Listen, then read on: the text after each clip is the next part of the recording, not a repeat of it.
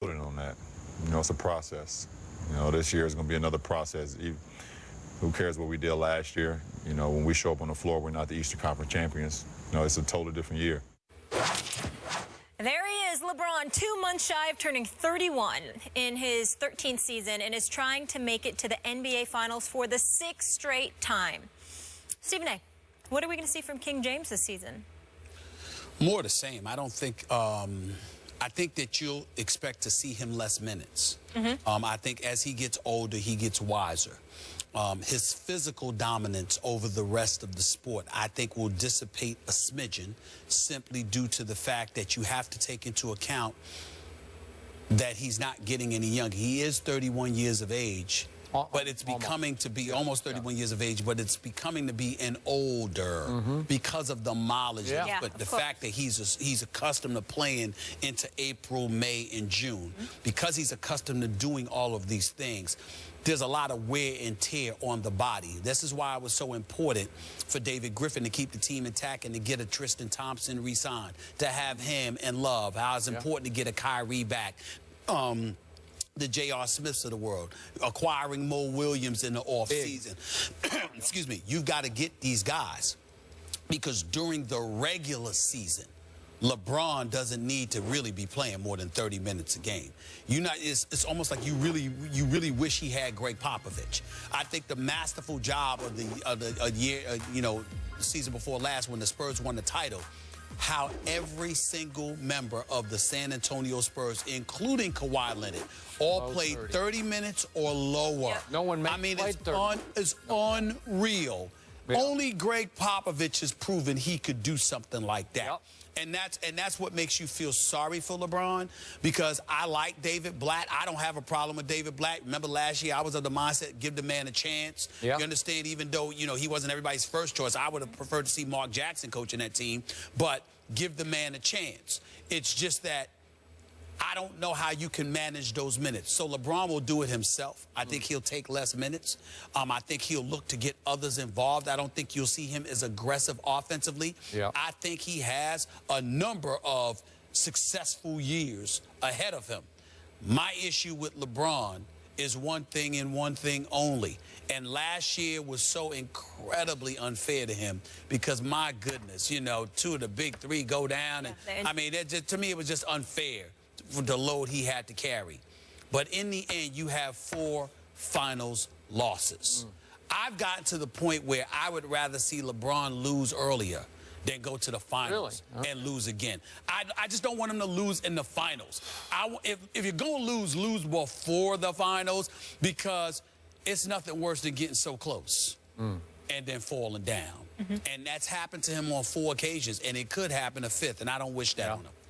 For LeBron's sake, I hope you're right about his reduced minutes this year. This is his 13th NBA year, as Molly points out. Michael Jordan played a total of 13 years for the Chicago Bulls. So LeBron's getting up there in NBA age.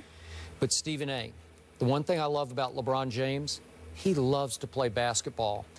I don't think he has nearly enough respect for David Blatt to treat him like he's his Greg Popovich. Like, oh, coach, if you tell me to sit, I'm going to sit. No, he's not going to sit. So I'm not sure the minutes will be as dramatically reduced as they should be, because if LeBron is as smart as you say in his maturity, then he should take nights off. He should play a few minutes some games. You have to. In fact, I would like to see the Miami Heat win home court advantage over the Cleveland Cavaliers, because if they did, it would say that LeBron just didn't play that much, and then I would still go ahead and pick the Cavaliers, even without home court, to beat D. Wade and company in the Eastern Conference Finals. You got to remember a couple of things to throw out here. LeBron James has compiled 35,000 plus minutes in the regular season and 7,500 minutes in the postseason. That's nearly 43,000 minutes he has compiled. That's number one. Even though he averaged 36 minutes last year, he averaged 42 in the playoffs. For his career, he's averaging 39 minutes a game. That's going to have to diminish if LeBron wants to stick I agree. around being LeBron for the next 5, 6, 7 years. All right, we got to go to break here because there's one more topic we need to discuss. Derrick Rose, he's going to be back on the court in Chicago. What can his teammates expect from him this season, and what do we expect? Bulls discussion, that is next. Jerry Jones said on 105.3 The Fan in Dallas that his view of the Greg Hardy sideline confrontations is the same that it was on Sunday. Jones supported Hardy, saying he was just firing the team up and that he's one of the real leaders of the team. Skip, what's your reaction to what Jerry had to say? I don't like it. I said yesterday to you, Stephen A. Smith, I wanted, when Jerry Jones had a chance to view the video of this incident, I wanted Jerry to take a stand on this day, Tuesday, and reprimand Greg Hardy for his actions of breaking into the middle of that special teams huddle.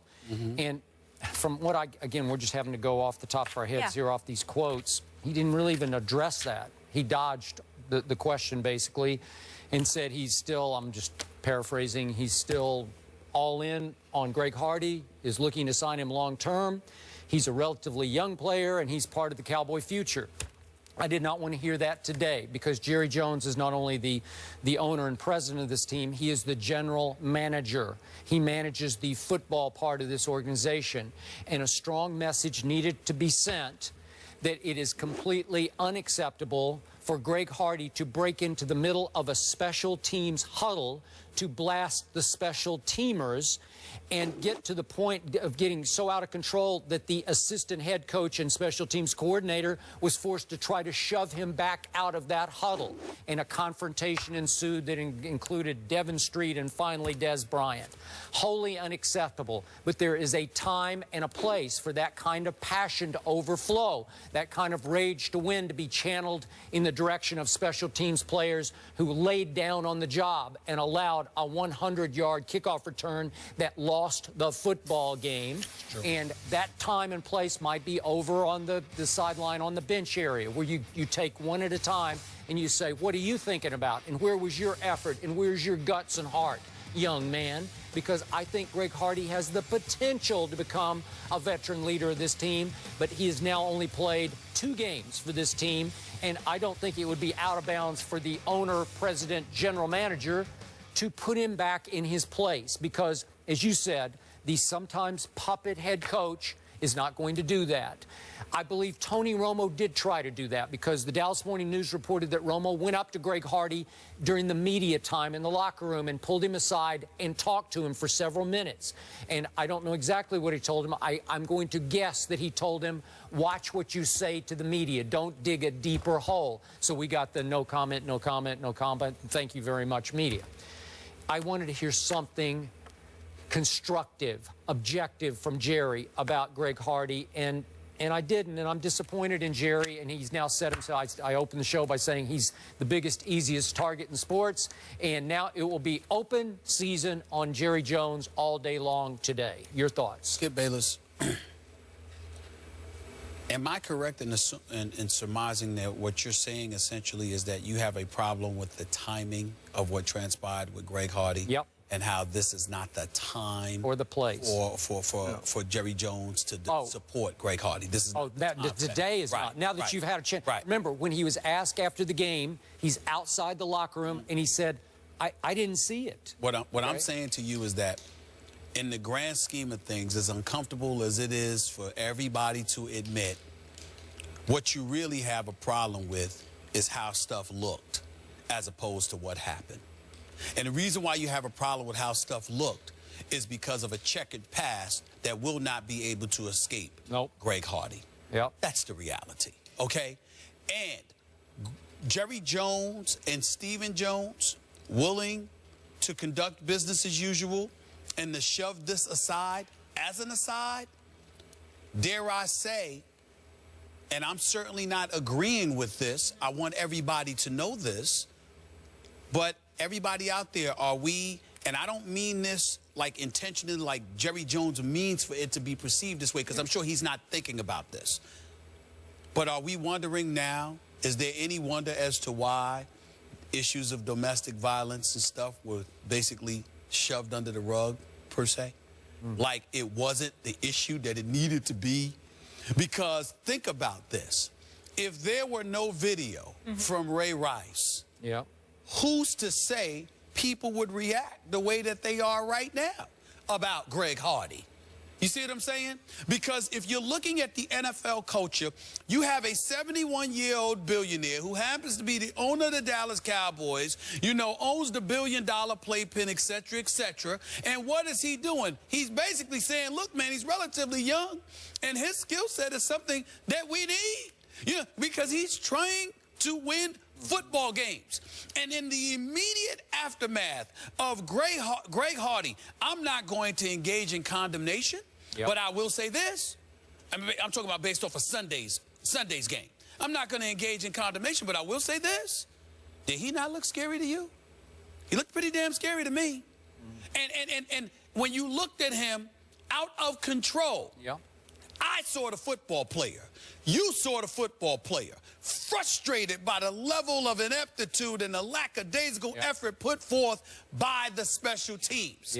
The critics of Greg Hardy, however, saw, oh, that's what she was talking about. That's correct. No, you're right. When they were, am I lying? No, you're right, right or wrong. And that's my point. So either Stephen and Jerry Jones don't know, or they know and don't care nearly as much as they do about trying to win for a change.